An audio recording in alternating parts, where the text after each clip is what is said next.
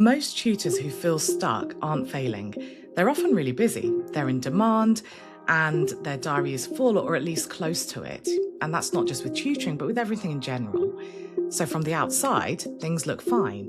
The income is being generated, students are getting results, parents are happy, and the business is doing what it's supposed to on paper.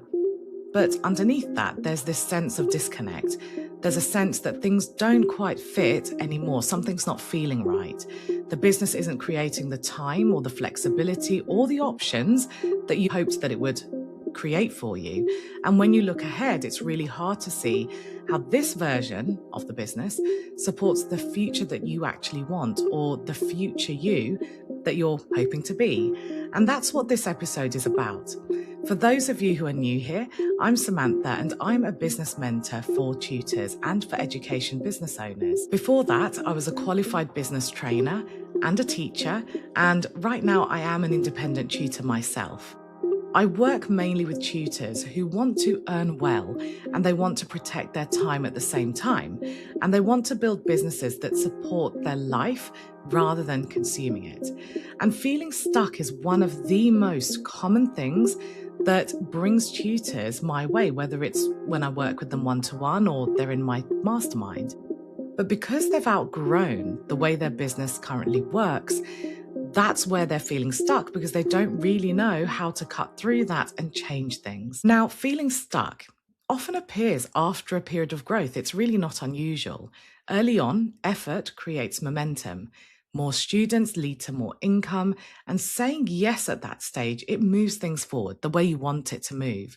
But over time, the same approach stops producing the same results because those results aren't necessarily aligned with you. The business hasn't stalled, it's just stopped responding to the effort in the same way it once did. And this is where most tutors misread what's happening. They assume that something external needs fixing, that they need to change how they're doing things. Maybe they need more visibility, more marketing, more activity. But in reality, this phase often shows up because the business has outgrown the way that it was originally set up. So it's not that you need to do more, and I'm going to go into what you can do. In my one-to-one program, tutors who feel stuck often share a very similar profile. See if you can relate. They are very capable. They are trusted. They have demand. They know what they do is good and they're really good at what they do. But their business has become very tightly configured. Income is very closely tied to time that they have to deliver.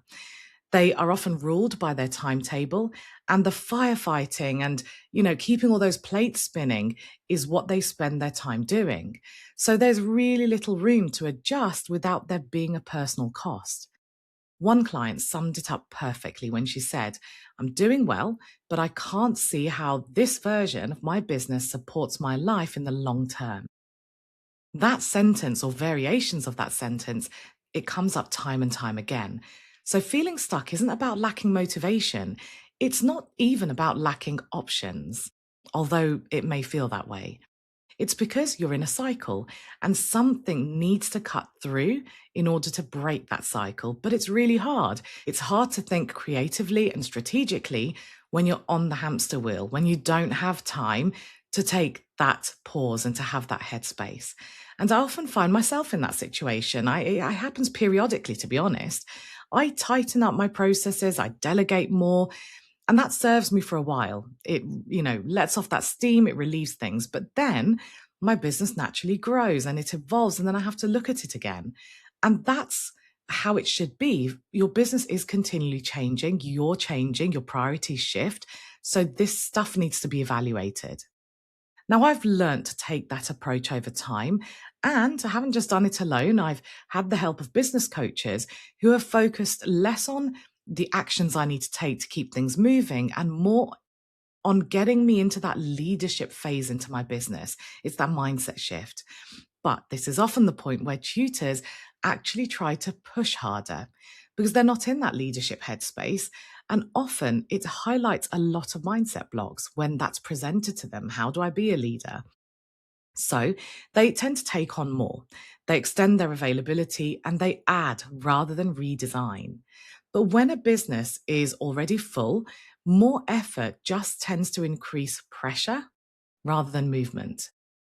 In my experience, this is where tutors start to feel quite boxed in, a bit claustrophobic, because the structure that they're working within doesn't really have any flexibility left. So at this stage, progress doesn't actually come from doing more. And that's really important because that's what we do instinctively. It comes from thinking more clearly. Now, I'm going to pause very briefly just to say this.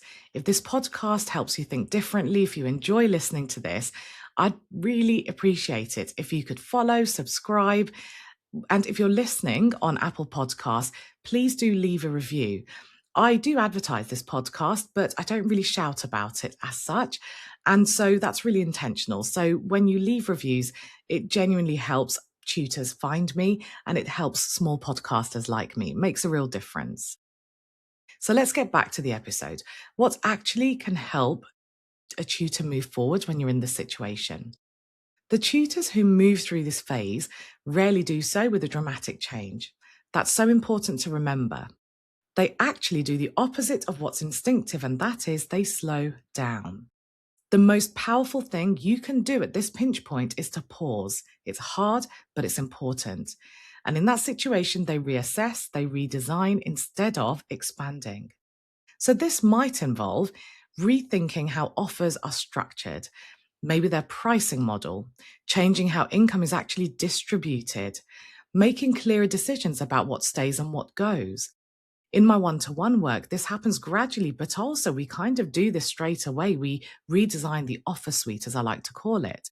But month by month, we make sure that we're building upon that. So we first focus on creating momentum while we're in the accelerator phase, rather than pressure. And when they're ready to move into the leadership phase, that usually happens after that growth period. So, as your business becomes more intentional when you do this, the stuck feeling eases, not because everything has changed or changed it all at once. It's not this overnight thing, but because the business actually starts to create options again. It gives you breathing space. And the options, that's what really restores momentum and lets you redesign so that it's a much closer fit to what you need. So, if you're stuck in your tutoring business right now, if things aren't feeling quite right, then I want you to hear this clearly. It doesn't mean that you're failed or that you're doing anything wrong or that you've reached your ceiling. And it doesn't mean that you need to change everything and, or throw more at it. You're not doing anything wrong. You're not making a mistake. It usually means that you need a redesign so that it actually supports the life you have now and the future that you want. So, the most powerful thing you can do is actually pause because instinctively you will want to take action. We want quick fixes, but just sit in that discomfort for a moment so that you can identify where it's coming from because that will actually dictate what you need. And that's where you'll get those really good ideas. So I'll leave you with a few questions that you can reflect on to really help you with this. Does your current business create the time and flexibility that you'd hoped for? Maybe at one time it did. Does it now? Can you see a future version of this business that feels sustainable? Is this how you want to be working in the future? And where might better design actually matter more than more effort? This kind of thinking sits at the heart of the work I do with my tutors, particularly when I work with them one to one. And if you want more details on this, check the show notes if you want to explore, or you can head over to www.upgradeyourEducationBusiness.com. For now, remember this. Feeling stuck isn't something you need to push through. Just pause and treat it as information that's really worth listening to and ask yourself, what's that information telling me? Then you can think about taking action rather than being really reactive.